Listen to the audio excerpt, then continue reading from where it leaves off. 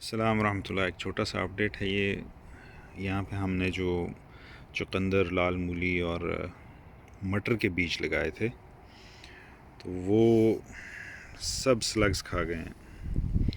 ये कुछ थोड़े से चुकंदर के पौधे के एक दो पत्ते नज़र आ रहे हैं। यहाँ पे वो मटर के पौधे जो मैंने ग्रो हुए थे लगाए थे वो सब स्लग्स ने साफ़ कर दिए, चट कर दिए। सिर्फ एक बीच में पालक का पौधा था जो वो दिखाई दे रहा है। इसी तरह से ये पूरी लाइन पीछे हमने मटर की लगाई थी और आप देख सकते हैं बस कहीं कहीं थोड़ी थोड़ी हरियाली नज़र आ रही है और मोस्टली जो है वो ऊपर से खाए जा चुके हैं पौधे। ये तो दो एक पौधे मुझे लाल मूली के या एक तो वो नज़र आ रहे हैं बस, और ये भी अच्छी तरह से शेक हुए हैं, डैमेज हुए हुए हैं।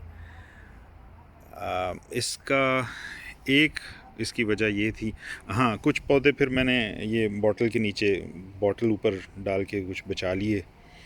बाकी तो ये जो बॉटल्स मैंने लगाई हुई हैं ये और पौधे हैं, जिस तरह से वो एक बैंगन लगाया हुआ है या कुछ टमाटर के पौधे हैं, वो मैंने यहाँ उनको कवर कर दिया था क्योंकि रातें अभी ठंडी हो जाती हैं। और ये हीट लविंग प्लांट्स हैं, आगे इसमें चिलीज़ के प्लांट्स भी हैं। तो यहाँ पे जो मसला हुआ है वो ये है कि चूँकि आजकल अभी बारिशें बहुत हो रही थी, अभी तो आप देखें ये सरफेस जो है वो थोड़ी सी ऊपर से ड्राई है, हल्की सी ड्राई है ऊपर से, लेकिन नीचे फिर भी अभी काफ़ी मॉइस्चर है। जितना मॉइस्चर ज़्यादा होगा उतना स्लग्स और स्नेल्स जो हैं वो ज़्यादा एक्टिव होते हैं। जितनी बारिशें ज़्यादा होती हैं वो उतने ज़्यादा एक्टिव होते हैं।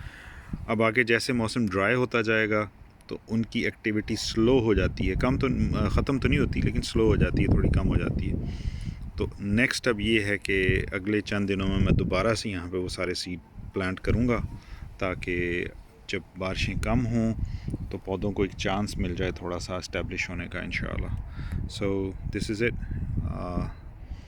Till next video. अस्सलाम रहमतुल्लाह।